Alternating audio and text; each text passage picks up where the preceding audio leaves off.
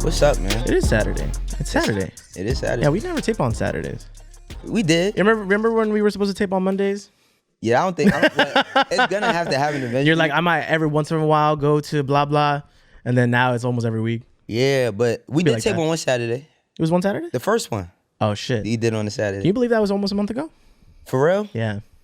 It was one every week. We've been putting that much work in. Yes. It don't even feel like that though. Yeah. I ain't gonna hold you. It's been a month ago. All right. Well, Wayno, I wanted to ask you how your week has been. You got the kind of semi poncho on. I feel like you're feeling yourself, especially today. Yo, listen, bro. This not no poncho. I don't know what to call this shit. I ain't gonna hold you. I don't know what to call this shit. I was in this store, man. I'm not disclosing the store because you know what I mean. No store to disclose. The thing about like this store is like you got to be in the know to get the shit from them. You know, you feel me? So I always like to buy shit. I like to wear shit that everybody don't got. Even for the people that's gonna be like, oh, but you got them Jordans on and everybody got those. I don't mean it like that. Like everybody gonna. I usually like to have pieces of clothing, hats, even sneakers sometimes that like everybody don't have access to. You feel me? So like I was in there one day and I just seen this is a sample too. That's why I'm happy about it because you ain't never gonna see nobody with this. It's one-on-one. I feel like once, because on this day we're still not out yet. Right. We will be out soon. I'm sure once everything drops, everyone's gonna be mad tight about your outfits. Oh, they're gonna want your fits. Oh, they gonna want them? You said they're gonna want your fits. You can't get my fits, B. If you guys want a little BTS, Wayno was like, you gotta get the whole fit. You gotta get the whole fit. You gotta get the whole fit. I was like, all right, I gotta hold the fit. Man, because you never know, man. You never know who's watching. You know, Jordan Brand might just want to send something over, right. Or maybe Nike might want to send something over, or Adidas. Plug. You know, I got a good friend over there, Pusha T. Pusha, you might want to send me something. Push some shirts this way. Wayno, what's your sign, bro? I'm a Capricorn. What does that mean to you? Nothing. You don't like astrology or anything like that? It's not that I don't like it. I just feel like that shit is like, I feel like the astrology. All right. So for the astrology community and all that, like, because that shit is a real community, I don't want to offend nobody because I know that, like, I do believe that energy is real. And I know it's a lot of people that live by that type of code or that type of lifestyle. For me, like, when I was younger, I used to question a lot of shit, bro. Like, I ain't gonna front, I was a weird ass kid, bro. Like, I'm gonna tell you some shit. You might look at me different after I say this, but with the astrology shit, like, I used to look in the newspaper only for mine. Okay. And then, like, I just started reading other ones. I was like, why I just gotta read mine? So I started reading other ones, and the shit was, like, applying to me that day. So I was just like, what? Like, it gets complicated, too. It does. So this is the thing. On the surface, I'm not deep into it. I know that, like, for the most part, a lot of things that people say about Capricorns, sometimes they usually apply to me. You know what I'm saying? But, like, I don't know, bro. Like, this is what I was saying. I used to do a lot of weird shit. Like, I remember when I was younger, this is why I say you might bug out, but a few times, like, I went to, like, people's funerals that I didn't know. Oh, okay. Like, I just walked That's interesting. Yeah, like, I walked in the funeral home. Like, I seen a funeral happen, and I just walk in there and sit inside while funerals happen. And how did that make you feel? I don't know. Did you feel the sadness in the room? Yeah, I definitely felt the sadness. I don't know why I went in there, though. Like, I still to this day, I don't think I did it to be funny. I don't think I did it to, like, see. I don't know why I did it. It's just like I would walk by and I would just feel like I just want to go see what people's. I don't even think I was thinking about what people was going through. This was like when I was like, I think like 14 or 15. I did it like 3 or 4 times. But still, at that age, I feel like there has to be a little bit of intent. You know what it is? I think that when I was a kid, I never was diagnosed. I didn't know depression is a thing. What do you mean? Like, and it's like actual, like, depression? Nigga, like, where I'm from, depression ain't a thing. Like, I'm talking about growing up. Like, right. Depression is just a word when I was a kid. That shit wasn't a real thing. So it's like, I might have been depressed and wanted to, like, just be, or I didn't know I was depressed. You know what I'm saying? So it's like, I don't know. I put myself around, like, depressive situations. It's like, even when I got to, like, my 20s, I wouldn't say I was depressed, but I used to go to, like, the old bars in my hood. Like, in Harlem, I would go to, like, different old bars and sit in there with, like, I'm talking about old people. Like, I'm talking about, like, people that's old enough to be my grandparents. Like, I would go in the bars and drink with old people when I was, like, first reached my... Do you feel like you have, like, an old soul? I don't know. Somewhat. The only thing I really wish I could have did is I wish I could have been a teenager in the 70s. Why? Because the 70s is fucking lit. Like you never watched no movies about the 70s? I know you were like just that? telling me about God. What was that movie? What was that movie that you were telling? I actually didn't watch that one. Which I didn't one? watch any of them. I'm not You gonna didn't lie. watch none of the movie? I haven't watched it yet. Oh I'm my not gonna lie. God. You know All what right, it so was? look. I procrastinated. I was like, fuck, we're taping Saturday. I forgot about that, and I was dead You gonna didn't watch it today. But you be working, so all right, you gonna get a pass. But by next week, you gotta. I 100% will. So one of my favorite movies, the movie that made me love the 70s the most was The Mac, right? Okay. It's this movie about this dude that's a pimp named Goldie. He's in prison and shit, and he comes home. Richard Pryor's in that movie. It's a very iconic like blaxploitation film. But my mom used to have all them shits. What I said, The Mac. The Mac. P.D. Wheatstraw and the Devil's Godson or grandson. Dolomite. Fucking what's the other shit? Superfly. Superfly was my shit. So I used to watch a lot of the movies. I used to love the way they dress. Did you see the picture I put up yesterday on my dad? No. Oh yes. So So that yes, I did. picture, I don't know if it's because my dad is from that era, but like pictures of like this picture of my dad, like when I post that picture, people be thinking it's me. They like, yo, I thought that was you. Damn, I'm trying to pull up the picture for the thing. Oh, you know, I feel it might. Okay, don't take this the wrong way. What? I feel like you won't. You have kind of an old face. No, not a young old face. A young face. A young face? A young face. And I feel like your pops also had a young face. He did. Yeah. But yo, the thing is like, I don't know if I have an old soul. Like, so we was talking about like astrology or like like, so for me growing up, I didn't know like depression was a thing. So it's like, you know, when you young and in the hood, anytime you get knocked down, you just supposed to get up. Like if you cry, like you could scrape, like think about this shit, right? Being a boy, and it don't matter about like being black, white, whatever. As a boy, you fall and could scrape your whole fucking knee off and somebody tell you not to cry.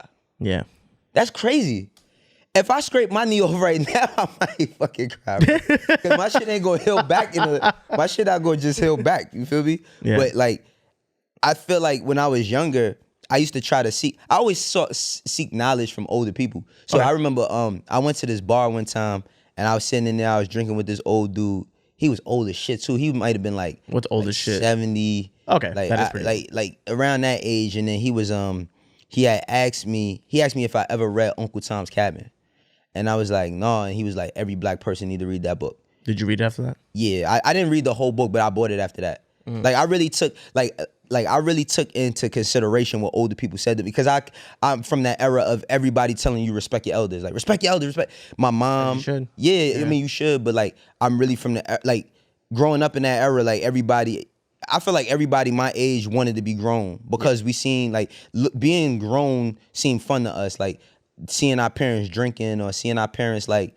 You know, some people, I wouldn't say using drugs, but seeing your parents smoking weed and shit, you know what I mean? Like, seeing your parents smoke weed, that shit look fun. Like, you be at certain households where... No, you can't do this. You too young. Yeah, I mean, you see can't, that? but it looks... I mean, yeah. But you see that, you're if like, they oh. do it in the front of you, the shit looks like... It looks fun, you know what I mean? Like, kids are inquisitive. Like, they... Like, you know what's so crazy about, like, kids, bro, being a kid? This shit is all just nature. You know what I'm saying? It's all just nature. It's like, if you put a bear, right? Like if you... A bear... I seen a bear run from a dog before, a little dog, like a French bulldog. But but think about that, right? A bear could fucking eat a French bulldog one bite, but the reason why it probably ran because it never seen it before. Yeah, it doesn't know what. So it's like but it rose up, but it was like inquisitive. Like they looking at shit, and that's how kids is. Like kids is inquisitive, nosy. My father used to tell me shit like, "Yo, I'm gonna leave you in the house. Don't go through my shit. What I do? Go through everything." My mom too. Go through everything. I mean, you're a curious kid. Clearly, if you're over here going to funeral homes, that was bugged. 14, I don't know what the fuck I was doing. I don't even think that's that wild. Right. I guess you just wanted to feel some shit at that time, and you were like, "Huh, I'm curious." Bro, I still don't know why I wanted to do that shit. Like I still don't, cause you know what the crazy thing is, like up until that point, I don't think I don't think I had gone to a funeral by that time. That also might be a thing too. I think my grandfather passed when I was like 10. Mm-hmm. But I told my mom I didn't want to go because me and him was really close. I didn't know how I would take it. You know what I mean? So, but I can't remember if I had been to a funeral at that time. I think maybe that might have been it, that I never been to one. So I just would go and like see what it was like and shit, because you see it on TV.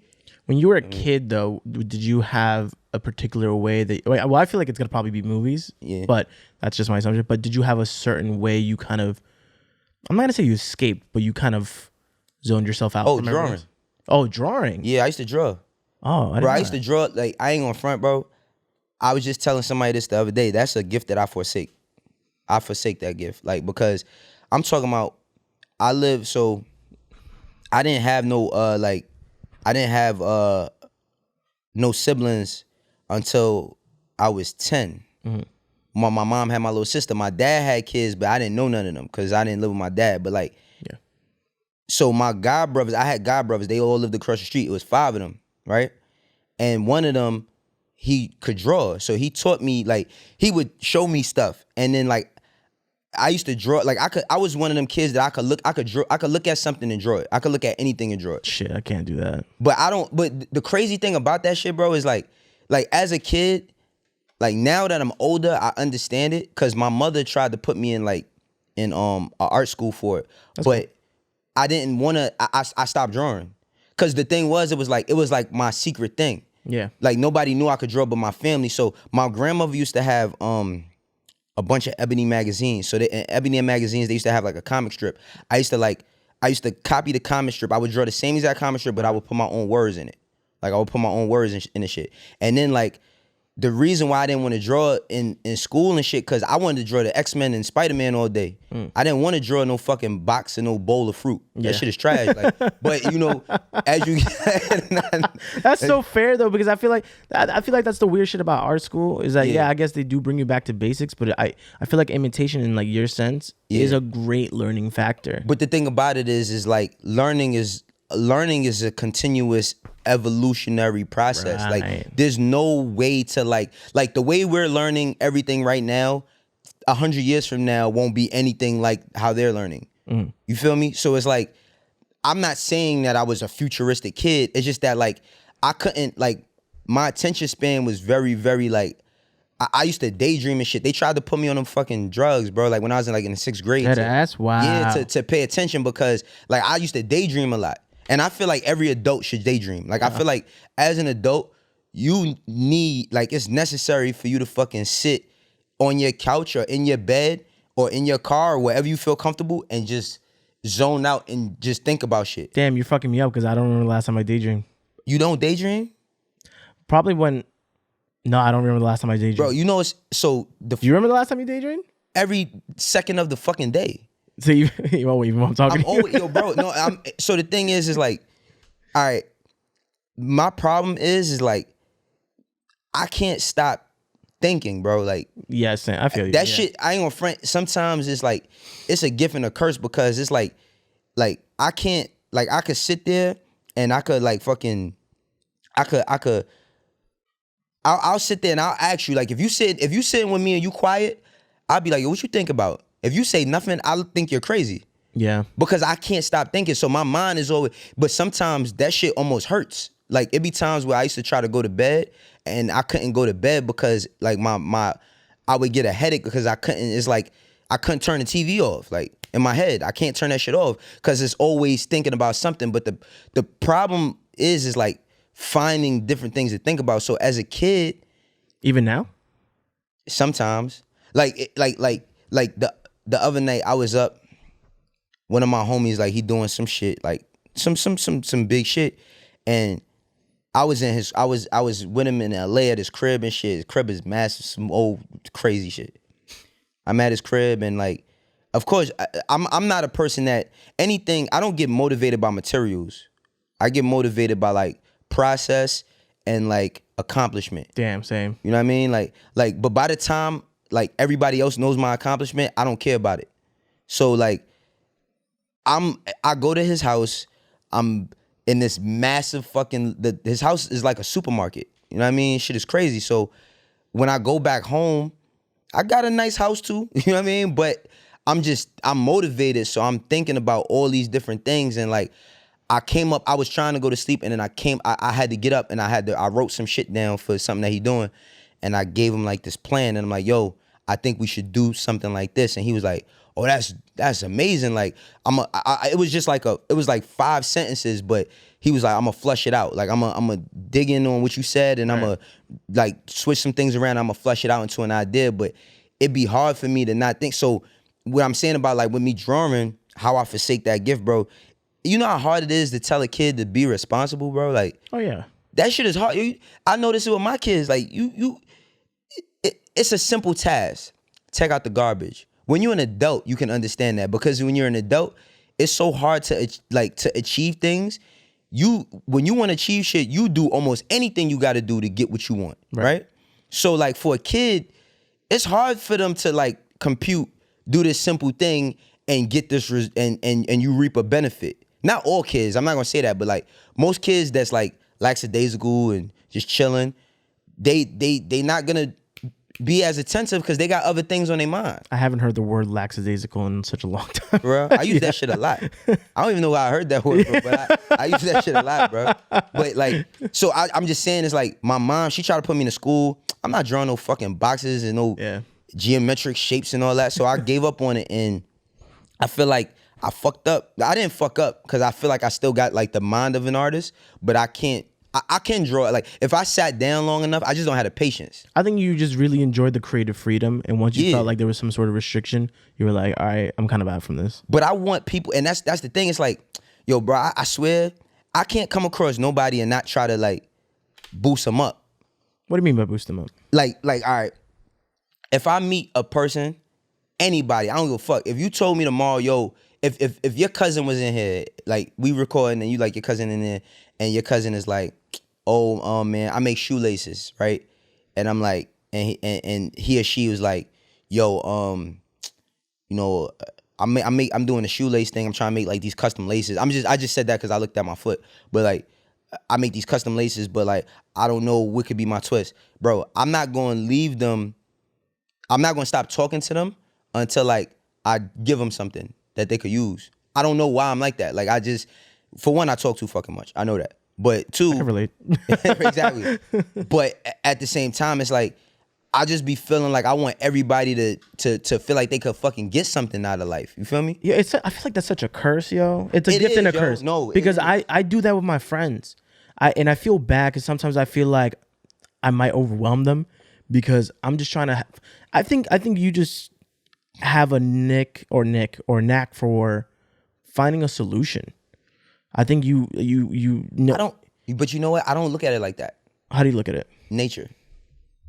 I swear, bro. I look at it as like, I feel like, cause I watch a lot of animal shit, bro. Like I watch, yo, the amount of animal pages I follow, like, is disgusting. Like it is, nature's gnarly too. Fucking. Hold on. You follow Nature's Gnarly 1 and 2. I follow Nature is Metal. I follow I follow like all these crazy animal pages. Right. And when you see them do shit, like Nature, I feel like with human beings, like our consciousness makes us think whether what we feel is doing is right or wrong. Because I feel like right or wrong can be subjective. Right? Right or wrong is very subjective. Yeah. Like, so I seen this one video of a fucking bullfrog, right? It was this dude at the water, right? It sounded like he was with his kids, and it's a bird like floating in the water. So he goes to pick the bird up out the water, and it's a fucking bullfrog with the bird's head in his mouth, right? And the bullfrog is like half the size of this bird. I don't even know what kind of bird it was. It wasn't a pigeon. I don't know what bird it was. But the bullfrog, yep, that's it, right? Play this shit real quick, bro. Look at this shit. Look at this shit. Damn. Watch this shit, though. Watch this. Watch this shit, bro. Look at this. Look at when he picks this shit. Oh. Exactly. Look at this shit. Look at this shit, though. Look what he does. I have a feeling. Oh! Look at this. Look at what a bird, how damn the bullfrog had the whole bird. Now look at this, right? So look at that motherfucker. All right, so let me explain what I mean by nature, right? Yeah. Let me explain what I mean by nature. You think that bullfrog knew that was a bird? Yeah, that's a good point. Probably not. Probably not. In any sense. What was the bullfrog? Hungry. Right. Right? So out of his nature of being hungry, is gonna find something to eat. Right. So I feel like my nature is to like nurture. You feel me? Like my nature is to. If you tell me like now, don't tell me you need some bread because I'm not giving it to you. Yeah, for real. I'm absolutely. That's not a doing whole that. different type. That's a whole different type. But like I'm just saying, it's like if you tell me, yo, I have an idea, and the shit is like this small, and you can't make that shit like over this. Like you can't get it over this little hole right here. Pause. But right, like, but you telling me what you would like to do, but you can't figure it out. If I'm around you long enough, bro, I will sit there and try to fucking figure that shit out for you. I swear. But the problem is like, it's a gift and a curse. It's like. But it's now I don't know if it's a gift or a curse for you. Because now think about it. I'm gonna tell you how it's a gift and a curse, bro. I'm gonna tell you how it is. So I come from the hood. Yeah. When I say I come from the hood, it's not a place. It's a mindset. Right. Because the hood is not a place. I tell people this all the time. Because people be talking about, oh, I'm from the hood, I'm from the da-da-da-da-da. And gentrification happens, and that shit is not what you talking what it used to be. Quote unquote. Right. Right. So when I say I'm from the hood, I come from a mindset that like we think small. You know what I'm saying? Because our survival tactics, like all we know how to survive, we don't know how to live. I feel like that frog could have killed itself trying to eat that bird. Oh, really? Yeah. But he could have killed himself trying to eat that bird. Yeah. Think about that mindset. Not knowing. You understand? You're just trying to get it. Just trying to get it. Just trying to eat. Just trying to eat. But just through trying to eat, that's what I'm saying. Like through the means of just trying to eat. Yeah. It's that simple. If somebody say, yo, I was in the streets, I was in that, you did that, why you do it? I was trying to eat. Right. Most of my friends that like when I moved to Harlem, bro, from the Bronx, that's the first time I had like, well, I had moved from Harlem. I was born in the Bronx. I'll tell you about that. I lived in Maryland and I moved back to the Bronx and then I moved to Harlem. Right. But like, I'm 12 years old, 13. It's my friends around me that's 15 and 13 and 14. They drug dealers. But I'm talking about getting money. Right. And I asked them like, how they be like I remember one time I came, my man Twin, statute of limitations is way over, so I can speak about this type of shit. But my man Twin, call him Twin because he is a twin, and free his brother. But I remember one time I came home from school and I was hungry, and he was like, he's like, let's go to Burger King. I was like, I ain't got no money. He's like, don't worry about that. We go to Burger King. He sees this lady. He, she come over. He talked to her for a second. She come with a bag with all this shit. I'm like, he ain't giving no money. I'm like, how you get all this food? He like, oh, she a fiend, I be serving her, right? So I'm like, damn, like you just got food just for, cause she, I know what drugs is, you know what I'm saying? But I'm like, damn, like I didn't know. And then I'm asking like him or my other friends, like why?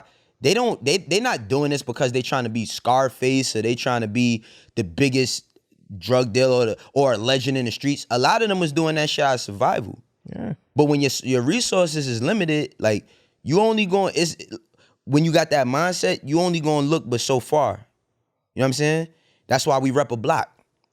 You feel me? Like that's why we rep the building or, you know what I mean? Like the street or like the east side. Like where I'm from, like Harlem is mad geographical. Yeah. I'm from the east side, but like I spent a lot of time on the west side and I lived on the west side, but like almost every block in Harlem got 2 streets on every block. So 118th got this side of the street and that side of the street. This side of the street, don't fuck with that side of the street like that. It's real geographical, but that's why it's territorial. I was just gonna say territory, yeah. It's tribal, you feel me? But that shit is all in nature. And people got different nature. I was gonna just say that, yo. But the nature, this is what I'm saying, the reason why my nature sometimes is detrimental to me is because sometimes I try to help everybody when I can't. And when you try to help everybody, because my a characteristic that I learned from one of my mentors is being able to see shit in people that they can't see in themselves, because he saw something in me that I didn't see in myself. Even though you see that potential, it might never materialize. So while you thinking that you mentoring or you big broing or big homieing and all that, or helping a friend, you might just be breeding something that's gonna hurt you. in the end. Right. So it makes you, that's why I say it's a given a curse, because it makes you reluctant on how you should handle those type of situations. But the thing I will say is, regardless, trust your heart. You feel me? Like, you gotta trust your heart regardless, no matter what. So it's like, with that being said, it's like, I know the magnitude of, I know the consequences of putting myself in certain spaces. So it's for me to decide whether I'm willing to deal with them consequences or not. So like, when I speak to a lot of the youth, I'm more talking about prevention. I'm not going to tell you, no little kid, like, yo, if you get locked up, what to do. No, how about you don't do shit to get locked up? Yeah. Now, I'm not, sometimes it's not just that simple. Right. It's not that simple. I won't never pretend like it's that simple. But I feel like if you could prevent, then, like, you know what I'm saying? Like, that's the biggest cautionary tale. Cautionary, like, yeah. Like, people think, like, yellow don't mean slow down. That shit mean caution. Right. You got red and you got green. Yellow don't mean slow down. That shit means caution. That means if you gonna go through here, know that something gonna happen in between that little bit of seconds. Right. You feel me? So why do they have proceed with caution? Right. They not saying don't do it, but if you do it, know what you about to get into. Just know what you about to get into. So, and that's why that shit is it all comes back to nature, bro. Yeah. Because that's how nature flows, B. I love that you said tribes earlier, because I feel like, I mean, tribe, we don't say, we say tribe. I mean, you can still say tribe if you talk about other shit, but I mean, I feel like we just say mainly gangs or sets or, bro, it's all just words, you know? Tribe, bro. I'll tell you this. The Bloods and the Crips is the greatest idea poorly executed. It's the greatest idea on the planet. Elaborate. Because I feel like, all right, like, the gang shit in New York, it's always was gangs, but I'm talking about, like, just specifically Bloods and Crips, right? Bloods and Crips, like, in LA, and I learned this by, being in LA and being around brothers and sisters from out there that, rep their tribes. You know what I mean? Which essentially are gangs. I'm not gonna say it's not a gang, because you have, all right, in LA, if you rep this, if you from a neighborhood, that's who you are. It don't necessarily make you a gangbanger. Right. But if you say I'm from such and such street, that's how people identify where you from. So like, but that structure was built damn near 50 years ago.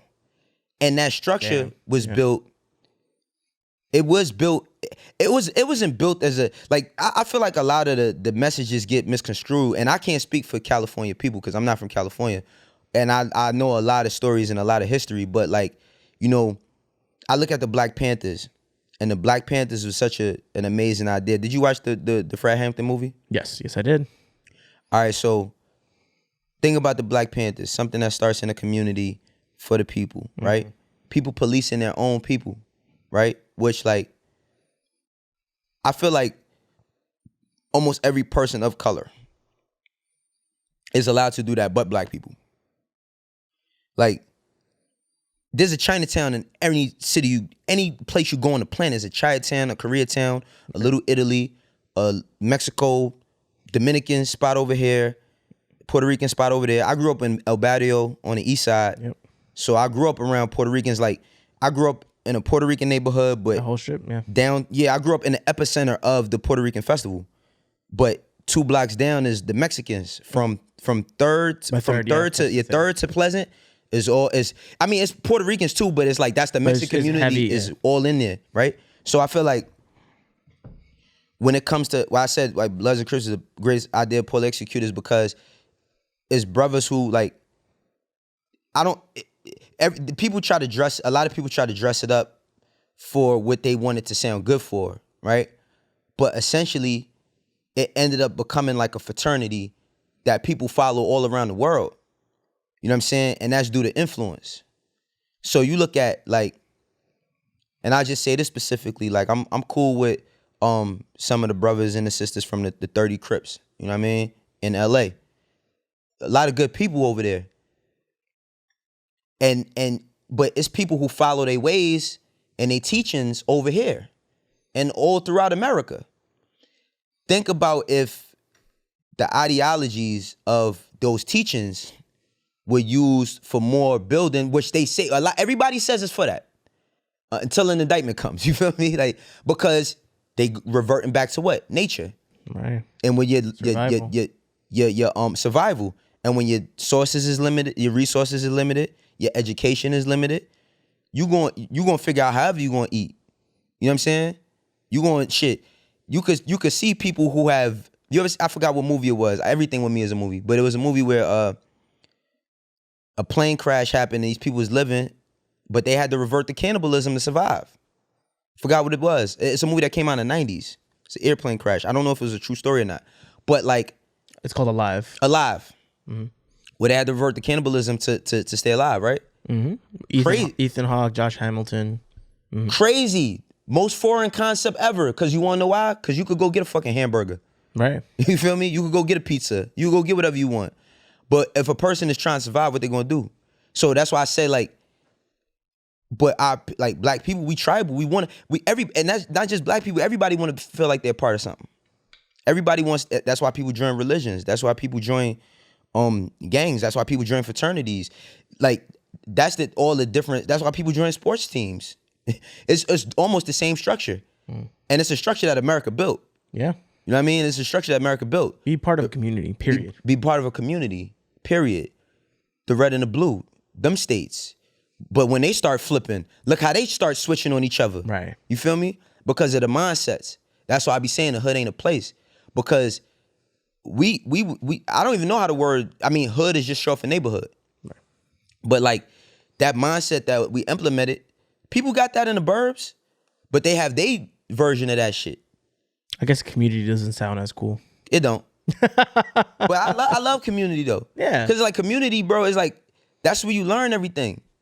Like, you know what I mean? It's like that shit, it take a village to raise a child is real, because it takes multiple personalities, multiple people that come from different walks of life. Like, bro, if you had to give some sort of money and you, how old are you again? 26. You 26. If you had to give some sort of restitution to every single person in your 26 years that has had an impact on your life, would you have any money? No, I'd be fucking broke. But that's why it takes a village to raise a child. Yeah.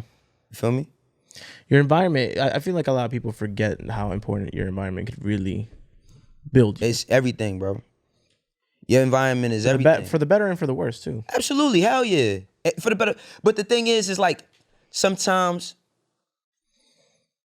when we look at the worst and we can't see the better. Yeah. You feel me? Easier. Like, it is, because that's the first thing you can point out. Like, look at it's the thing that's glorified, if anything. But it's like, it's that shit is one-sided though, bro. That shit ain't like that for everybody. Right. You know what I'm saying? Like, that shit ain't like that for everybody. It's like, all right, look at everything we seeing right now transpire with DMX, right? Look how the paper put him. Bruh. I know what The New York Post. Mm-hmm. Or was it the Daily News? Nope, it was the Post. It's the Post? It was the Post. They never fail. Bruh. Mm-hmm. Right? They put the Prince and the rapper, right? Right. So my thing is this. What makes I always when it comes to that whole royalty shit, I always wondered, like, what the fuck makes y'all royalty? Is it because y'all have money? It's literally Did y'all niggas ever slay any dragons? Like, for real, bro. Like, did y'all niggas slay dragons? Did y'all fight off the White Walkers? Like, what makes y'all royalty? Not real shit. I be wondering shit like, they still do the sword shit too. You know that, right? Yeah. But so what? So all right. So look, think about the law of the land. Yeah. That's what y'all do there. So if we view DMX as a king, and this shit was fucking tacky, this bitch Sarah, whatever her name was, she deleted all her shit. She know what she did. Yeah, she knows. Or whatever the Post made her do. Right, but it's like, what? So if we consider DMX a king, I could say every reason why I feel like he's a king. I feel like DMX is a king, because I ain't gonna just say just because he's a black man he's a king. Because I feel like to be a king you have to have a kingdom, or you have to build a kingdom, you have to have ruled a kingdom, or you have to created one. Right. And I feel like not just rap music, but just his words, bro. Like that man, since I was a kid, the first time I ever heard DMX was the song Niggas Done Started Something. It was on a Bad Boy mixtape. You too young for this. but Diddy used to do mixtapes with DJ Doo-Wop, where he would host, because a mixtape is, you know what a real mixtape is. I know what a real mixtape. Okay, I'm just asking, bro. You know what I mean? I like my hip hop. I like my history. Okay. All right, so he used to. But wait, actually, Blake, can you explain what a mixtape is in case people don't know though? Okay, so I'll say for what I understood a mixtape to be when I was a kid, because mixtapes have changed. Like same way I said the evolutionary of like learning and all of that has changed. But for when I was a kid, a mixtape was a DJ getting on his turntables, doing mixes and blends with music and putting it on a tape, right? Mixing it up, mixtape. But then when I got, that's when I was a little kid. Then when I got a little older, like to my early years, like of like being a preteen, like around 11, 12, it was DJ Doo-Wop. I say like Ron G, DJ Doo-Wop, Mr. C, a lot of DJ, Enough, all of them. Clue. But Clue, this is what I'm saying. It changes. Because before I was listening to Clue, I was listening to the Bad Boy mixtapes. Okay. Or it might have been one the same around the same time. But I remember the Bad Boy mixtapes was how Diddy was Puff Daddy at that time was breaking his artists. So he would have, I remember like Channel Live having Channel Live is a rap group. They had like one record that was big, Mad Ism.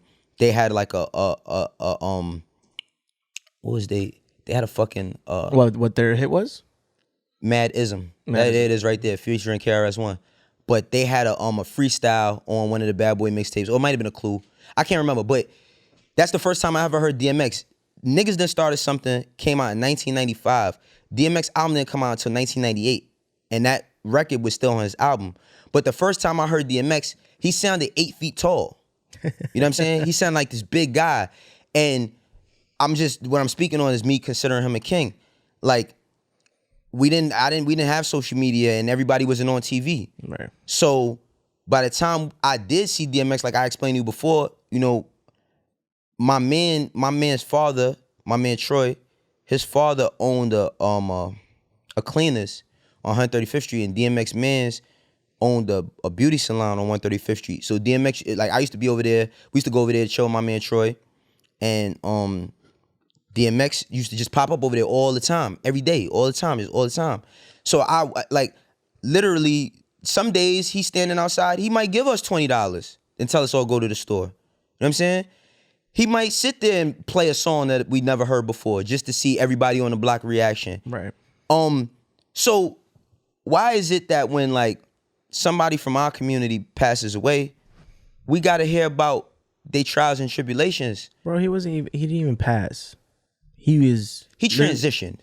Well, that too. Mm-hmm. But he was literally in the hospital and they on life support after ODing and having a heart attack. Right. Just that. A man in the hospital. Right. On life support. Yeah. Probably surrounded by his family. Probably mad tabloids and shit going on. Yeah. Right? And gotta keep seeing that shit. Right? Mm-hmm. Plus a lot of love. Right. Then you got a newspaper, reputable, quote unquote, DK. So allegedly. And talking about the houses he lost. That's what we talk like that, and that's what I'm saying, right? So this is what my thing is, right?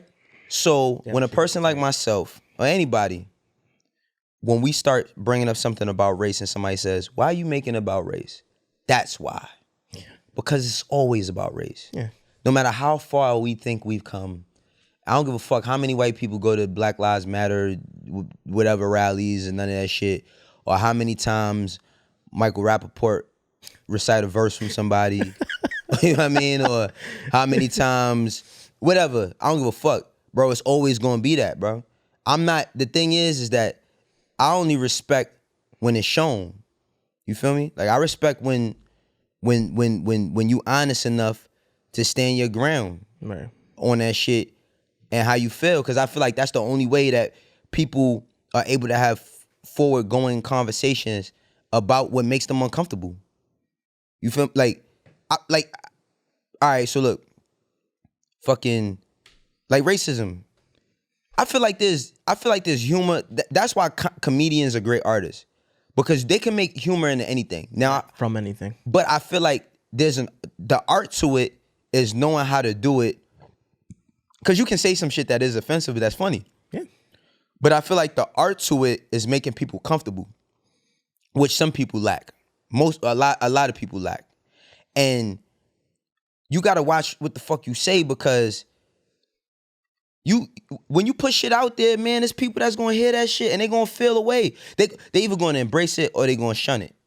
And the only way you gonna be able to build your brand is if you fucking being honest. I think that honest, George Carlin, bro. You know George Carlin Yeah, is? he went to my high school, funny enough. For real? Yeah, he went to Hayes. Bro, George Carlin, he's definitely like in my top 5 list of white people all time. Just white people. Yeah, I got Yeah, not even white comedians, white people. Top 5. Yeah, I got lists of everybody. We'll talk I got about that, but top, but it's never. I got lists for like top like Asian people too. I got no, because you know what's so funny? I was just thinking about the other day. I was thinking to myself, I'm like, are Asian people gonna start protesting about rush hour? Yo, let me just say that real quick. I fucking love Rush Hour 1 and 2. 3 we could think about that. 3 has some funny moments. 3 has funny moments, but him and you, that I am him, he is you. That shit, yeah.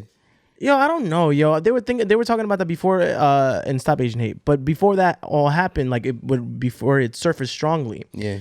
They were talking about that, like, oh, like Rush Hour is kind of fucked up. I'm like, I don't know, yo. This is how is Rush Hour fucked up? It's a cross of cultures, that yo. Shit is mad. Yo, bro. I think the beautiful thing about Rush Hour is like you put in 2 people from 2 totally different worlds. Jackie Chan still to this day can hardly speak English. You know what I'm saying? Like still to this day, I love Jackie Chan, bro. Yeah. But it's like I think the problem nowadays is that motherfuckers invest too much into what's gonna upset them, not what brings them joy. It's like, bro, it's nothing that I could ever think of that like in Rush Hour that Jackie Chan did took Chris Tucker to make me say, oh no, that shit was foul. Or vice versa. It's like, cause I thought about that shit when he's like, Juntao, you better bring your bitch ass out here.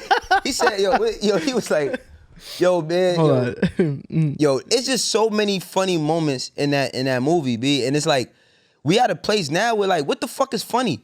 That's why I said, yo, look, did we talk about that shit when I said something? I said robophobia. Are you gonna be a robophobe? Oh, no, I don't know if you talked about it in the ep. No. But, yeah, are you gonna be a all right, let's talk about it. Are you gonna be all right, so are you gonna be a robophobe? As in, like, I will be against robots when robots. Are you against robots? Are you against robots teaching your children? Oh. That you don't have yet? Oh. Shit. Are you against your daughter dating a robot? Are you against your son? That I would be against. Why? My robot. A robot? Are you against your son artificial intelligence? Are you against your future son having a robot dog? See, but I would fuck with that. Damn, see, bro, listen, but because if people don't believe that shit high key exists already though. It does. Yo, listen, bro. I swear to everything, is gonna be a day. I hope I'm long gone by this time, but there's gonna be a fucking day where robots is gonna be protesting, bro. I believe that shit. All right, so you see the shit that Elon Musk talking about with the Neuralink, right? Yes. All right. I was watching Elon Musk on Joe Rogan, and he was saying that like how our phones are an extension of us. 100%. They finish your conversation for you. Fuck, man. Don't do this to me. Listen, bro. Listen. He said they finish your conversation. They fucking they know what you eat. They know what you like to wear. They know what time you wake up, what time you go to sleep, your voice, everything.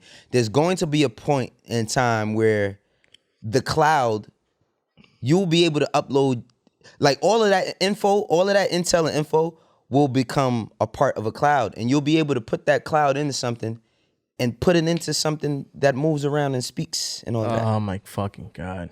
Its own entity. So my question is this. Are you going to be against, like, is your AI conscious, that is your actual conscious right now, will it be against your future robot body fucking your wife if you pass? I ain't having no robot fucking my wife. But the robot is you. I ain't having no robot fucking my wife. Why the robot you can't fuck your wife? Because it's not. Damn. See, that's crazy. Because people. I mean, But are you making that decision? See, that's the thing. Do you watch Westworld? I haven't watched Westworld. Yo, I swear we gonna fucking fight. If you don't watch, I'm gonna watch these things. I promise you. bro. Listen, I promise you. All right, so Westworld. It's What's the quick premise of Westworld, bro? Just everything I just said. Oh, just fuck. Oh, yes. Okay, yeah, that is Westworld. Yes. It's okay. the Westworld. Is this where you got this idea from? That and Terminator. Are you letting a robot fuck your wife? Not a robot. Nah. It's the fuck your wife part. Yeah, it's wild, right? It's wild. It's just. So all right, so look, I got that. I did. This is, but look, this is my fucking imagination. Yeah. This is me watching Terminator all day when I'm a kid. Yeah. This is me watching. This goes back to the conversation we was having before. I thought you were about to ask me if I saw Terminator. I was No. I'm not about to ask you that. It's this. This is the problem in hip hop, where everybody who presents themselves a certain way, or if they rap a certain way, you have to be that, right? Like if you say you a killer on a record, then you better be a killer. I promise you, if Arnold Schwarzenegger is somewhere and some shots start popping, he's not pulling out the hammer and shooting at nobody. See, and it goes to that mentality, the hood shit. We hold ourselves to that box standard. And I ain't even against the box. You wanna know why I ain't against the box? Because I grew up in the box. So I ain't against the box. But I wanna figure out not how to break the box, but flatten it.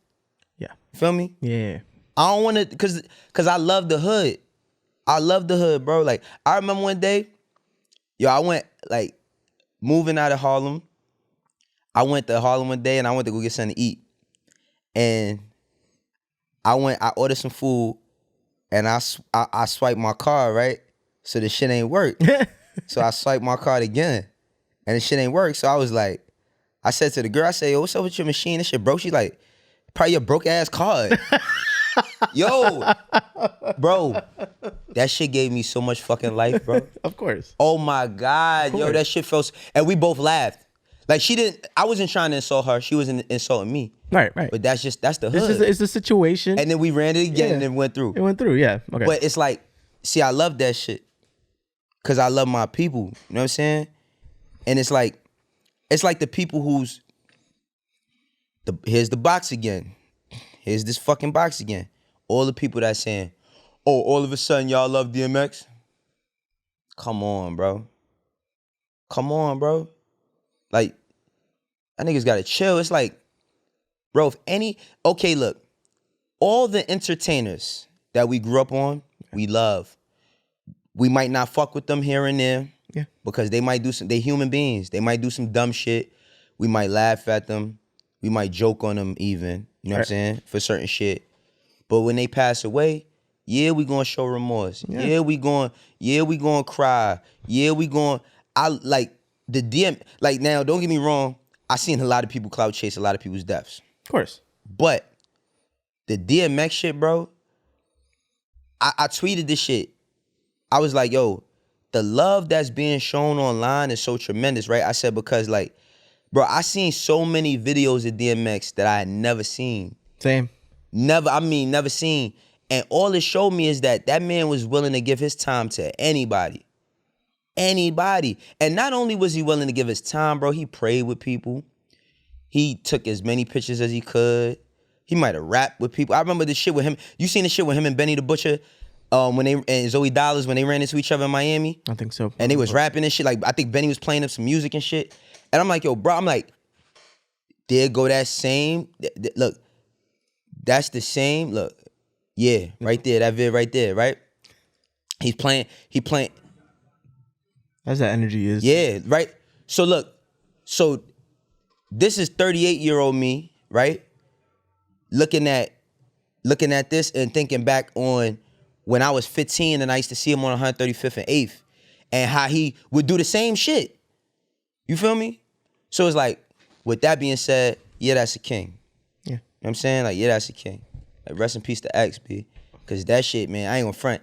Yo, he was doing I think he was doing Get At Me Dog at the Apollo. And he was like, can I talk to my people for a second? And he started saying something a cappella, bro. I forgot what he said. I started crying. Cause you know what's the realest shit? His sincerity, bro. Like, you could hear that shit in a person's voice. Like, I think He speaks with emotion. But he doesn't know how not to. Like, he didn't Right. know how not to. I You're think the like second person I heard say this too. I don't think Wow. he didn't know how not to, bro. Right. Like, it's impossible for DMX to like not be DMX, and I feel like that was the toughest thing for him because he was a lot of things. You know what I'm saying? Because even when we all laughed at it that when he did the shit with Ayala Von Zant. Yeah. And you know the meme when he be crying and shit, everybody like we did laugh at that. I tweeted around that time. I'm like, yo, I ain't gonna lie, that shit really not funny. You know what I'm saying? Like, but I would say one point that was funny in that shit. His son that came to him, right? And his son was like, he said, I want him back. He showed him this picture. He like, I want him. And DMX looked at the picture and he looked at him. He said, you know how fucking high I was when I took this picture. But yo, you know what I mean? But the thing is like I understood where his son was coming from because like being a son and yearning for a relationship with your dad is some real shit, bro. Like I feel like men always be getting on women about having daddy issues, but way more men got daddy issues than women. Way more, bro. It's astronomically not close. It's astronomically not close, bro. On the outside looking in, like you said, the cool shit. Right. Oh, she doing that because she ain't have no father to teach her. She ain't have no man. She showing her ass because she ain't have no man. We don't be talking about what we do. All that hood shit. All that supposed gangster shit that we did because we ain't have a man or the right man guiding us. Because the man that we might have had guiding us, he still ain't know. You know what I'm saying? We don't tap in enough on that shit. For real. You know what I'm saying? Like, that should be making me think. Like, even with my dad, like, bro, I had mad dad issues. I love my dad, but man, I had daddy issues because like, you know what it is, bro? Like, I think it's tough when, even for women, right? Like, if you grow up in a household and it's just you and your mother and you never see your mother be loved, as a boy, growing into a man, and I'm not saying for any of my lady listeners Yes, who are listening, I'm not saying that constitutes any man for treating you no fucked up way.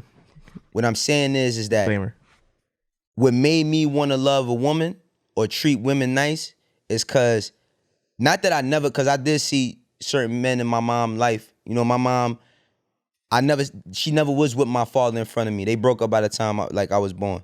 I seen my mother with my little sister's father. I seen my mother get married. I seen my mom date. You know what I'm saying? Right. And like, I seen dudes treat my mom nice and all of that shit, but I'm talking about like, I always think about like, it would have been like to see my pops slap my mom on the ass in the morning, like while she cooking breakfast or some shit. How that relationship would have really went off.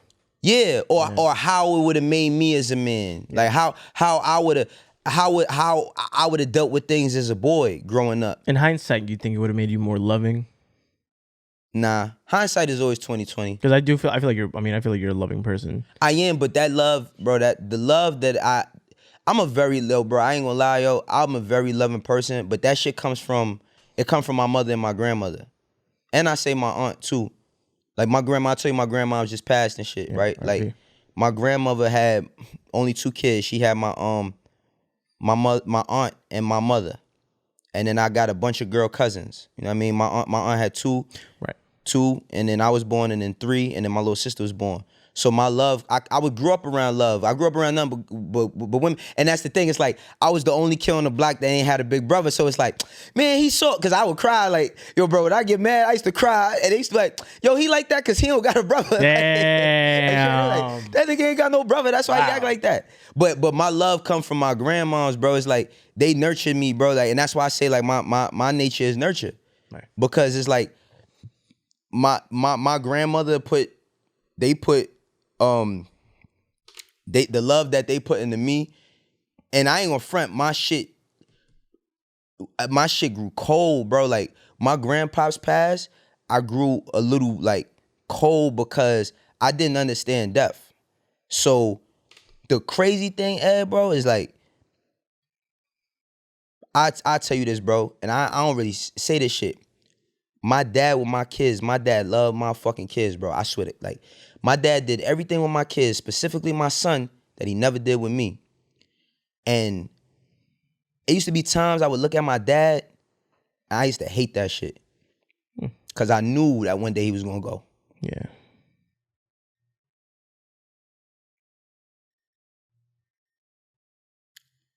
One second. But, you know what I'm saying? But it's like, I'm thankful that he did all the shit he did. You feel me? Because, like, I be thinking to myself, like, damn, man. Like, I used to be like, yo, this motherfucker, yo, like, he come over here, he buy all these fucking, these gifts for my daughters. He, like, my oldest daughter, he always give her money. My youngest daughter, he always be like, yo, let's go to Target. He buy a bunch of shit. And then my son, they was sneaky, bro. He be sliding my son. I be like, don't give him no fucking money, bro. I used to be telling my, yo, bro.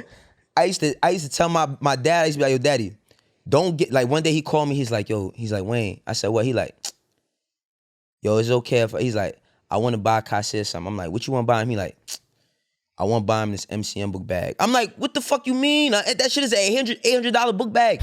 He's 11 years old. What are you supposed to do with that shit? Like, why are you buying him an $800 book bag? And then he'd be like, all right, man, I ain't gonna buy it for him. But instead of him buying him the $800 book bag, he'll go, like, he'll sneak him, yo, bro, he'll sneak him like He's the $300, like $400. And because then my son would be doing shit. Oh, I pay for it. Like I be like, where the fuck you getting this money from? Yeah. You know what I'm saying? But yeah, bro, like, but I feel like that's why I'm the way I am, bro, because, like, that shit that's, like, I just be feeling like I don't want nobody to feel like they're alone. Yeah. Because that alone shit is hard, bro. Like, for real, when you feel like, and not just being alone in a relationship, I'm just talking about, like, when you feel like you don't have nothing to live, when you feel like you ain't got nothing to live for, bro, that's a dangerous situation. Yeah. I got a lot of homies, like, a lot of my homies, I said it before, bro, a lot of my homies, like, coming home from doing all these crazy ass biz. Give me some water real quick. No worries. Like, from doing these crazy ass biz and shit. And, like, they tell me, like, man, what the fuck I had to look forward to? I had a parent that's on drugs, a father I don't know. I'm trying to help take care of my little siblings, fighting with my mom because of her addiction. That's why this addiction shit, bro, is like, you know, and I'm not gonna sit here and act like I never laughed at addiction before. Right. You know what I mean? Cause, like, in the hood, it's like when people get high, they do crazy shit. Right. So it's like I ain't gonna act like I ain't never laughed at that shit, but, like, in other places, they treat that shit like a sickness. You know what I mean? And I think, like, flattening that box. It's time to flatten that box. You know what I mean? Like the way we think about a lot of that shit, man, got to change, because at the end of the day, it just be at the detriment of our own people all the time. It be at the detriment of them. Like, we like a lot of rappers that I grew up listening to. Yeah, I loved it. I still love hearing songs about people killing people. Like, I'm not gonna lie. Like, that's just artists have good ways of saying it. You know what I mean? Yeah. But end of the day, like, I just feel like we gotta open up the conversations, open up the room to a little bit more interpretation of yes. I ain't gonna say what's real, because I hate I feel like sometimes the word real is used so much it's fake. There's a lot of words we have to throw out. It's a lot of words we got to get up out of here. It's like even the word love to this day, I feel like, or brother, in my opinion, I feel like is used so often. Yeah. Oh, I love this guy like a brother. Well, like, I've seen, but I guess from my experience, I've seen people say that about other people, do say that about other people, and then doing them dirty. And doing them dirty. Well, I think, see, it goes back to subjectiveness, because it's like, I do feel like All right. Do you believe in love at first sight? Now, no. I'll be honest, no. All right. Why'd you say that? I'll say from like my previous experiences, just like I've been in longer relationships when I got to know that person more than if I saw her and I was like, damn, she bad. I'm gonna fuck you up. Here we go. I ain't talking about a woman. I'm talking about love, period. Oh, okay. Like someone you just fuck with. Something you love instantly. Oh, okay. Look. Them breads you got on your feet. Yeah. Nike post them shits tomorrow. You seen the off-white shits that's supposed to, the black one? Yes. Oh. Don't you love them? Yeah. Well, Wait. I'm gonna fuck you up. I'm gonna fuck you up. You love them, right? I love them. What I mean by love at first sight, I'm not talking about just like with a woman. I just mean love. You don't even remember the first time you saw your mom, but you know that you loved her as long as you known her. Yeah. Like, I met I was in Atlanta a couple days ago. Shout out to everybody in Atlanta. I fucking love Georgia, bro. I love Georgia. But I was in Georgia and I had previously met this young lady, Jade. She does a podcast called the Big Facts Podcast with DJ Scream and Big Bank from Duct Tape. And I knew of Jade. My homegirl Melita had told me, like, we went out to eat one day and my homegirl was like, yo, you know Jade? We had seen Jade and she introduced me and we had known each other because we follow each other on the gram, but we had never formally met. And she was like, she said, you know Jade? And I was like, no. She said, no, you need to know her. She a good person to know. So I hit Jade up. You know, I was like, you know, and not just because Melita said it, because I was already intrigued You already had that idea. by, you know, she was putting out content and I had heard her name a few times. But this is how energy is, bro. And that's why I said, do you believe in love at first sight? When I was in Atlanta, I was just in Atlanta. I was there when my man P from QC, he gave one of his artists a fucking purple Lamborghini truck for releasing his album, right? It's amazing, amazing moment. And as I'm outside, I see Jade. And she was like, you was supposed to let me know next time you came down here. And I was like, yo, my fault. I said, you know I be moving so fast. Yeah. I said, what you doing? I said, let's get up. We got up. And the moment we went to go eat, she was having a meeting. We went to go eat. We talking and shit. And like she FaceTimes my man Hip Hop. You know who Hip Hop is? No. Hip Hop brother, who is Big's brother from My Big Brother. What, you don't know Kanye song, Big Brother? No. Well, Hip Hop, he's a legendary A&R, right? Okay. Hip Hop Kayambo Joshua. He's a legendary A&R. He's from Harlem. I mean, we from the same block, just different sides of town. Mm. And I learned under him when I was younger. Mm. He's the person who he A&R'd Reasonable Doubt. He discovered Kanye, Just Blaze, A&R'd Lil Wayne, list goes on. But she FaceTimed his son. I've known his son since he was 2 years old, since he was a baby. Damn. And I know his mom, you know what I mean, Erica. We all people that work in the industry and all that. Right. So we talking, this is down the third, and while I'm talking to her, my little man, this is how energy is, bro. Yeah. I know I'm long-winded with shit. No, tell me. But I'm my little man. You understand this is your podcast, right? I know. You know, you could be long. you could be as long. Can you imagine how many people probably are like, yes, get long. Right. Talk as long as you can. So my little man Randy, I've known Randy since he's been like 5 years old. Yeah. He just turned 30 years old. He's locked up. But he had been trying to reach me, and every time he tried to reach me, I had either been on a plane or something, so I couldn't get the call. Yeah. And he called me. I hadn't spoken to him in like a month, like about 2 weeks, I think. He called me because he tried to call me on his birthday because him and my daughter got the same birthday, so he wanted to call, tell her happy birthday and shit. And then he's talking to me, and I'm sitting there with her. I'm sitting there with Jade, and he's like, yo, big bro. Because he told me, like, when I was on EDS, he got Fuse in jail, so he was watching Fuse and shit. Oh, wow. And EDS was on Fuse, so he told me he used to watch me. Okay. So he like, yo, big bro, he said, yo, you ever watched, you know about the Big Facts podcast? I said, yo, I'm sitting here with Jade right now.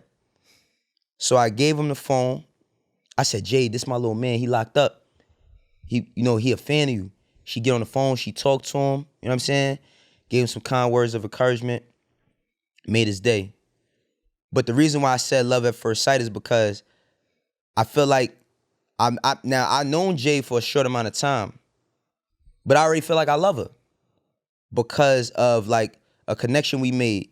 Not on no music shit, because we do know a lot of mutual people, but just as like together as people just talking and shit. You feel me? Out of respect and out of love. You know what I mean? And I feel like the thing about it is like if you love somebody, you can't be shy to tell them. Now, love is definitely used out of context because I feel like love is also a tool. Love is a tool to get what you want.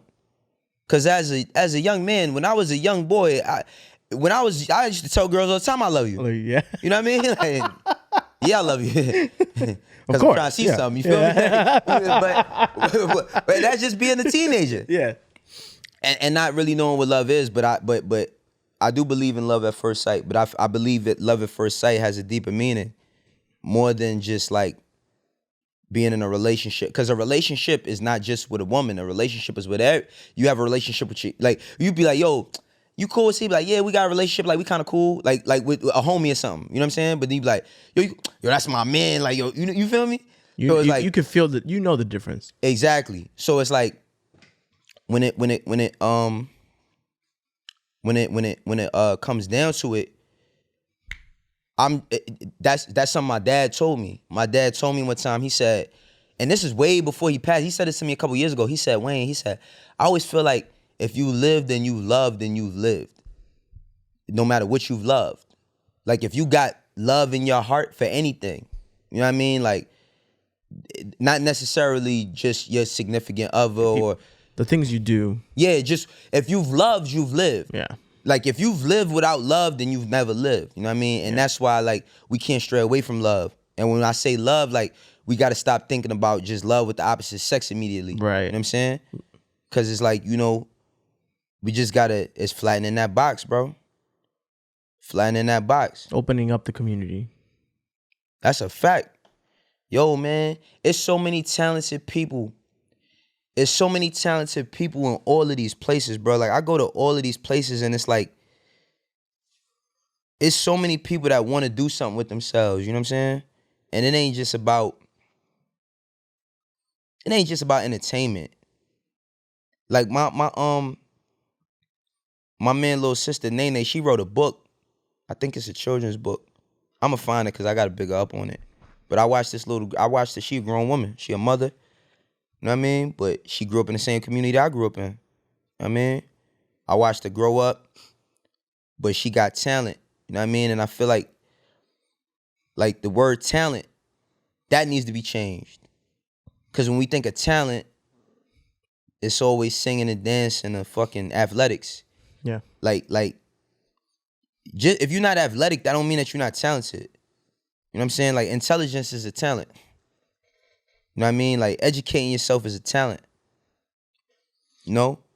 All of that shit. I think we just got to open the playing field on what... We got to change how we consume words, man, because words... We give words meaning. That's why slang... Think about how much slang come out every year, bro. Like, we just... It's no cap right now. no For cap. real, it's like, cap, no cap. There's cap everywhere. But the thing about it is, that's a Southern thing. If it's up, then it's stuck. Yeah. You know what I mean? I like, the Brooklyn shit, you know what I mean? Like in Florida, jit is like a little kid. Like they be like, ever since I was a jit, it's dudes, I done heard kids up here saying jit. I've never heard the word jit before. You ain't never heard jit? Maybe it's because I work in music. You know what I mean? Like I work in hip hop more often, but I just think that like, because you know what I noticed? I think the common ground on like everywhere I go is just that like everybody just trying to do better. Yeah. You know what I'm saying? What would you say, and this is the last time I ask you. Yeah. This would be a very general question that I'm sure you heard before. What, Ed? But I can only imagine how many people still want to hear this. Someone's stuck. Let's say they're just stuck. Wherever they are, whatever they're doing, they're stuck. Yeah. How do you get out of being stuck? For a man whose mind goes probably a million miles an hour, just like mine, which I could 100%. Do you stay up at night? Like, It depends. I've been having, I ain't gonna lie, over the past, like, I've been having sleep problems same, bro. over the past, like, 7 months. But it's kind of due to, like, all the shit I've been going Being through a personally. workaholic. Well, not necessarily. I ain't gonna front. I do sleep though, because that's a big misconception. Like just being up. It's a difference between just being up and being up and working. True. But now my sleep shit, like when I was dealing with the shit with my pops, like that's when it first started. But it wasn't like the crazy thing about it wasn't like I would stay up because I was sad. It's just like I don't know why I just would be up. You know what I mean? Like I went to sleep at like 2:00 last night. I woke up at 6:30 this morning. I feel like that's super. I oddly feel like that's super normal. Am I? I need 5 hours, like 5 to 6 hours. Yo, bro, if I get like I can't sleep no 8 hours. That's too much. I heard as long as you're consistent, yeah, then your body will be just used to it, and then you're fine. Yeah. But did you feel like as the older you got, the more you couldn't do knocked out at 3 and up at 5? Oh yeah. Hell no, I'm not doing. Bro, because your body different. But so for the person who's stuck. Yes, for the person who is stuck. For the person and that means stuck. In any and I want to generalize it. In any field, in anything, how do you get out of being stuck? I go back to being a kid. That don't make no sense, right? I feel like somehow it does. No, I'm gonna tell you how. But yeah. I go back to being a kid. Bro, when you a child, you was a little boy. I was a little boy. How many times you fell and hurt yourself? I'm talking about that you could remember. Oh, that I could remember? You was a little boy that played. Did you play? You played outside, right? 100%, yeah. All right, so you can't remember how many times you played, right? No. And fell. Most of them times you played and fell or you hurt yourself, them times you put yourself in danger, why would you put yourself in danger? Because you didn't know the severity of you getting hurt, right?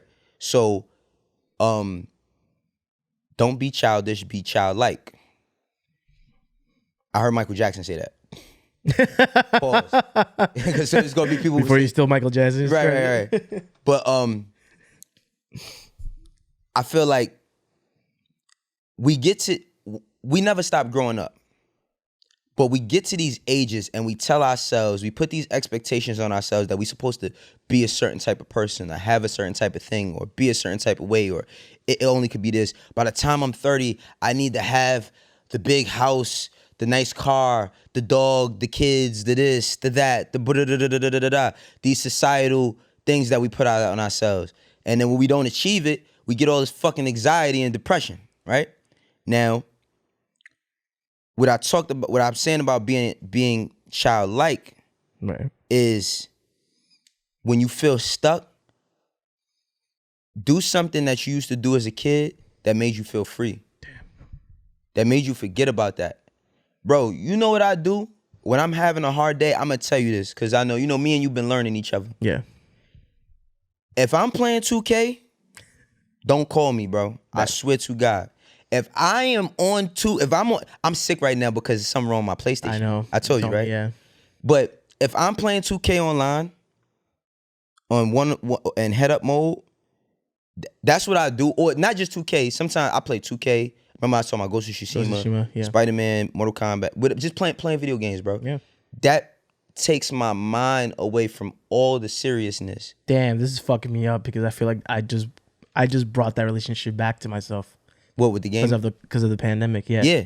No, seriously, bro. Wow. Because when I was a kid, bro, playing video games was the only time.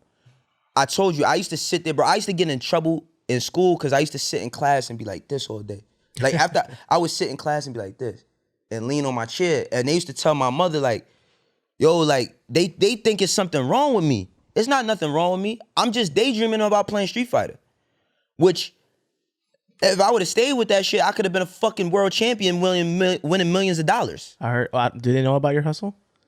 Nah, they don't. Yeah, about your Street Fighter hustle. Nah, they don't know about my Street Fighter hustle. We gonna game. We gonna get into. We'll get into that. Yeah, for all the nerds I just feel like anything that brought you joy as a kid, put yourself there. Like whether it's it might be reading a book for somebody.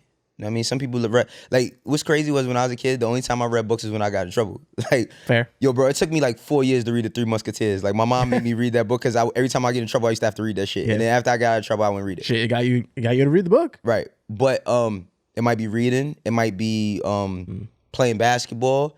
It might even if you're an artist and you might be working at fucking Popeyes and don't want to rap professionally but love rapping just for fun, and it might just be you writing a rhyme or poetry or fucking sketching or whatever the fuck you want to do. You know what I'm saying? Just do something that's gonna put you in a space where you had no fear. And that the only time when we had no fear in the words is when we was children. Damn. So yeah. Perfect. Well, by the time this is out, they all know that the show's out. Well, everybody knows. I don't know. Well, I really want to ask you that. That's the last thing I'll ask you. Yeah. How do you feel about just the reaction from the show just being announced? I mean, yo, bro, I ain't gonna lie, man. I know you're over it by the time shit is like. No, I'm not. I ain't gonna lie. It's like I don't celebrate Christmas, but it's like Christmas for me. You know what I mean? I think I don't have any expectations. I think like that's so hard, bro. I don't know. I mean, it is hard. I'm gonna tell you why. Tell you why. Because before, a lot of people don't know I had been trying to shout out to my brother AlexxMedia, man. For real, shout out to AlexxMedia. AlexxMedia had told me in 2018 to make a Twitch. He told me that I had my own point of view. He told me that I had some talent with this shit. And he told me that, like, yo, Wayno, like, he's telling me, like, yo, Wayno, I'm telling you now, bro, start building that shit now because it's going to be a wave. You're going to make money, this and a third. And, like, not that I didn't believe him. I just, as much as Wayno got it figured out, Wayno still gets scared sometimes. You know what I'm saying? Wayno still go through the same emotions as everybody else. Wayno still feel like, I still feel, fear. I still feel, doubt sometimes. And I was like, can I do it? Like, is it the right decision? Because I got lucky a bit. Like, luck is a thing. I got a little bit lucky when it came to everyday struggle. You know what I'm saying? The stars aligned. It's a little bit of luck. The stars aligned, and I still had to perform. I still feel, you know, it's funny that what you say about luck. I forgot where this is from, but with luck being when opportunity meets preparation. Yeah, right. That's where I feel like luck is true. Because it's like, imagine you just sucked at talking. Right. Imagine. So the thing was, all right, I tried to do the pod. Before it was Wayno's pod. It was for all the people that told me Wayno's World. Y'all didn't think of that before me. You know what I mean? Like, Wayno's World was a fucking movie I watched. It was a skit on Saturday Night Live when I was a kid. It turned into a movie. It turned into a brand. Yeah. People used to say the same shit. Wayne's World, Party Time, excellent when I was a kid. Right. Couldn't use it. NBC owns all the rights. You cannot put Wayno's World, Wayno in front of World. It's some shit. Yeah. So I dealt with all of the legal politics. And I said, you know what? I'm gonna just fucking do it. I'm not worried about the views. I'm not worried about how many people gonna listen to it. I just want to provide something that I feel like people need. Like, I feel like that's why I don't use the word real, because I feel like a lot of times people self-proclaim it. Like, real is something that a lot of people self-proclaim. I'm the realest this, I'm the realest that, or nobody realer than me. And I would never say that about myself. I just feel like I'm a person that's like everybody else. No matter if you see my watch or my sneakers or my hat or whatever, because I got some shit. You know what I mean? But you still gotta let them know. I got some shit, but not regardless to that, man. Like, I'm really just I'm a person that, like, I'm still figuring it out. And I don't think that, like, knowledge is infinite. I don't think that there's never, like, this mountain of knowledge that anybody stands on.